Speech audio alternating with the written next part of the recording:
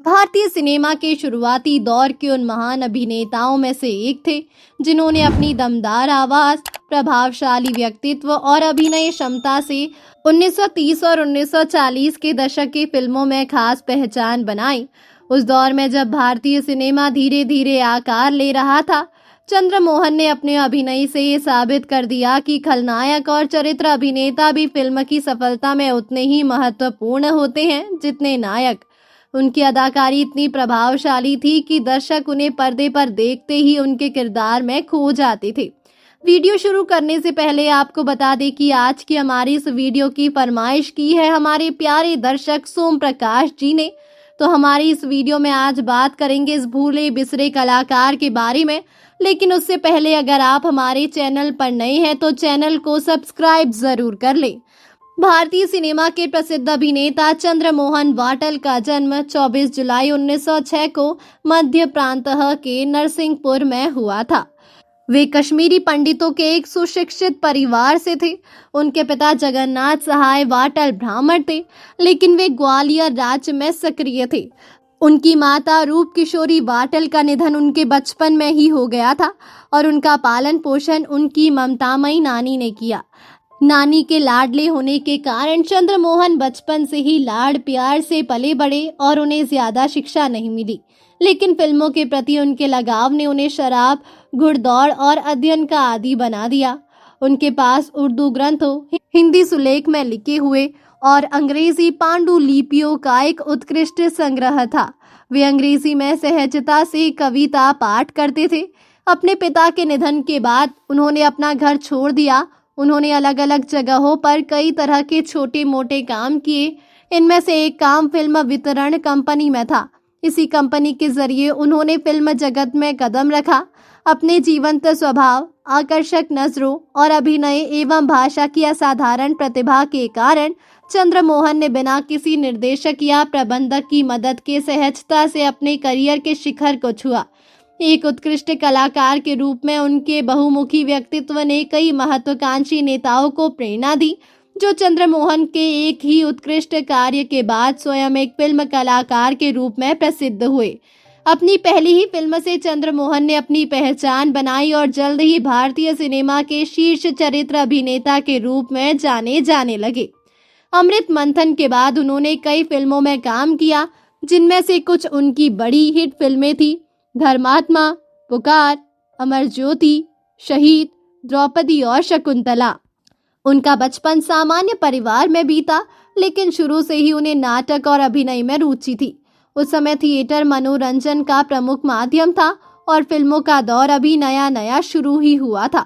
युवावस्था में ही उन्होंने रंगमंच थिएटर से जुड़ना शुरू कर दिया। थिएटर में अभिनय करते करते उन्होंने संवाद बोलने की कला, भाव भंगिमा और मंच पर प्रभाव पैदा करने की क्षमता विकसित की। यही अनुभव आगे चलकर फिल्मों में उनके लिए बहुत काम आया। 1930 के दशक में भारतीय फिल्म उद्योग तेजी से विकसित हो रहा था। इसी समय चंद्रमोहन को फिल्मों में काम करने का अवसर मिला। उनकी प्रभावशाली आवाज़, तीखे नैन नक्श और मजबूत व्यक्तित्व के कारण उन्हें जल्द ही महत्वपूर्ण भूमिकाएं मिलने लगी। उनकी खासियत ये थी कि वे संवाद बोलते समय दर्शकों पर गहरा प्रभाव छोड़ते थे। उस समय की फिल्मों में संवाद बहुत महत्वपूर्ण होते थे और चंद्रमोहन की आवाज़ बहुत दमदार थी, इसीलिए निर्देशक उन्हें अक्सर शक्तिशाली किरदारों के लिए ही चुनते थे।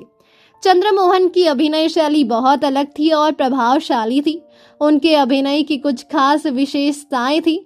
दमदार संवाद अदायगी, वे संवाद इतने प्रभावशाली तरीके से बोलते थे कि दर्शक तुरंत प्रभावित हो जाते थे। शाही व्यक्तित्व, उनकी शक्ल सूरत और बॉडी लैंग्वेज उन्हें राजाओं, नवाबों और शक्तिशाली लोगों के किरदार के लिए उपयुक्त बनाती थी। गंभीर अभिव्यक्ति, उनकी आंखों और चेहरे के भावों में गहराई होती थी, जिससे उनके किरदार और भी प्रभावी लगते थे। खलनायक और चरित्र भूमिकाओं में महारत, उन्होंने कई फिल्मों में नकारात्मक या मजबूत चरित्र निभाए और दर्शकों की प्रशंसा पाई। प्रसिद्ध फिल्में, चंद्रमोहन ने अपने करियर में कई यादगार फिल्मों में काम किया। उस दौर में उनकी कुछ फिल्मों ने काफ़ी लोकप्रियता हासिल की। पहली पुकार 1939, ये फिल्म ऐतिहासिक पृष्ठभूमि पर बनी थी। और इसमें चंद्रमोहन ने मुगल सम्राट जहांगीर का किरदार निभाया था। उनका अभिनय इतना प्रभावशाली था कि आज भी इस भूमिका को उनके करियर की सबसे यादगार भूमिकाओं में गिना जाता है। दूसरा, अमर ज्योति 1936। इस फिल्म में भी उन्होंने शानदार अभिनय किया। उस समय की फिल्मों में नाटकीयता अधिक होती थी और चंद्रमोहन उस शैली में पूरी तरह फिट बैठते थे। तीसरी, तकदीर 1943। इस फिल्म में उन्होंने महत्वपूर्ण भूमिका निभाई। फिल्म की कहानी और अभिनय दोनों को दर्शकों ने पसंद किया। चौथी, रोटी 1942। ये फिल्म सामाजिक विषय पर आधारित थी और इसमें उनका अभिनय काफी प्रभावशाली माना गया। इन फिल्मों के माध्यम से उन्होंने साबित किया कि वे हर तरह के किरदार निभाने में सक्षम हैं। सोहराब मोदी के साथ काम। चंद्रमोहन ने प्रसिद्ध फिल्म निर्माता और अभिनेता सोहराब मोदी के साथ भी काम किया। सोहराब मोदी की फिल्मों में ऐतिहासिक और भव्य कहानियां होती थी, जिनमें मजबूत संवाद और प्रभावशाली अभिनय की जरूरत होती थी। चंद्रमोहन की आवाज और अभिनय शैली ऐसी फिल्मों के लिए बिल्कुल उपयुक्त थी, इसीलिए उन्हें कई महत्वपूर्ण भूमिकाएं मिली और उन्होंने अपनी प्रतिभा से दर्शकों को प्रभावित किया। लोकप्रियता 1930 और 1940 के दशक में चंद्रमोहन की लोकप्रियता काफी बढ़ गई थी। उस समय फिल्मों में नायक जितना महत्वपूर्ण होता था, उतना ही प्रभावशाली खलनायक भी होता था। चंद्रमोहन के किरदार अक्सर शक्तिशाली, रहस्यमय और प्रभावशाली होते थे। उनकी मौजूदगी से फिल्म का माहौल ही बदल जाता था। कई बार दर्शक फिल्म में उनके किरदार को ही सबसे ज्यादा याद रखते थे। व्यक्तिगत जीवन।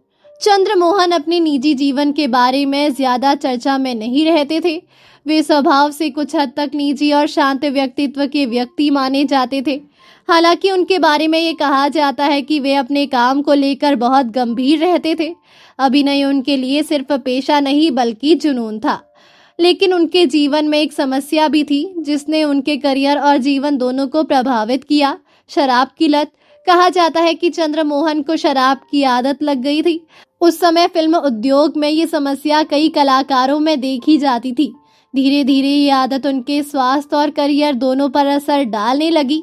कई लोगों का मानना है कि अगर उन्हें ये आदत ना होती तो वे और भी लंबे समय तक फिल्मों में काम कर सकते थे। 1940 में चंद्रमोहन ने भरोसा नामक फिल्म में अभिनय किया था। ये एक हिंदी उर्दू फिल्म थी। मराठी में उनकी पकड़ कमजोर होने के बावजूद उन्होंने 3-4 मराठी फिल्मों में भी काम किया। इनमें से 2 फिल्में थी आपले घर और गीते। इन्हें हिंदी में अपना घर और गीता के रूप में रूपांतरित किया गया। अपना घर में उन्होंने संवादों का नगण्य प्रयोग करते हुए और आंखों के हाव भाव का भरपूर इस्तेमाल करते हुए एक कठोर व्यक्ति की असाधारण भूमिका में अपनी छाप छोड़ी। शांता आप्टे उन्होंने अपनी पत्नी का किरदार निभाया था।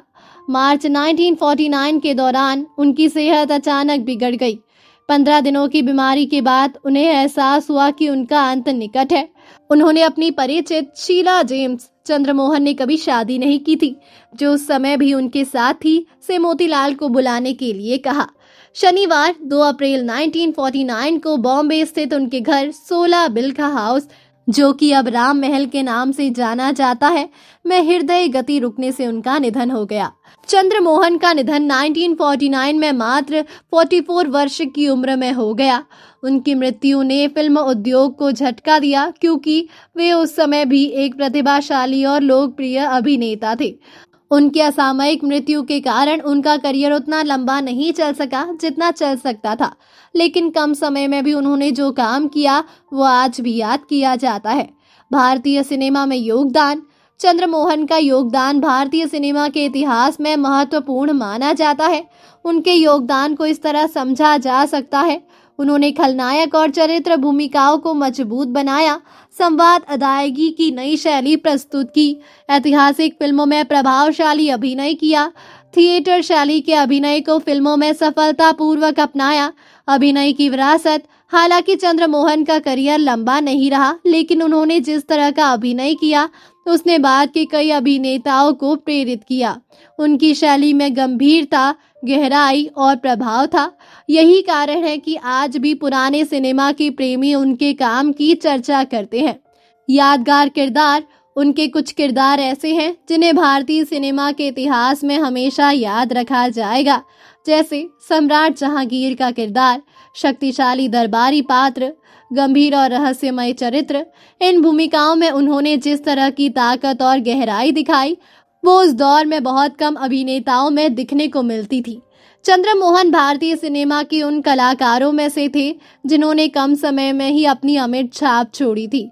उनकी दमदार आवाज, प्रभावशाली व्यक्तित्व और उत्कृष्ट अभिनय ने उन्हें 1930 और 1940 के दशक का यादगार अभिनेता बना दिया।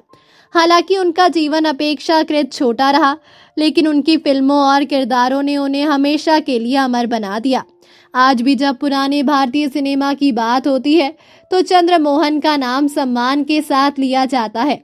उनका जीवन हमें ये भी सिखाता है कि प्रतिभा और मेहनत इंसान को ऊंचाइयों तक पहुंचा सकती है, लेकिन जीवन की कुछ कमजोरियां उस सफलता को सीमित भी कर सकती है।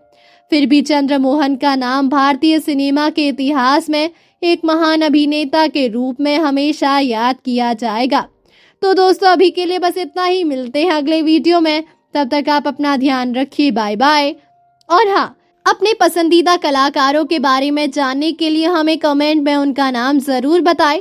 हम पूरी कोशिश करेंगे कि आपका पसंदीदा कलाकार के बारे में जानकारियां आप तक पहुंचाएं। धन्यवाद।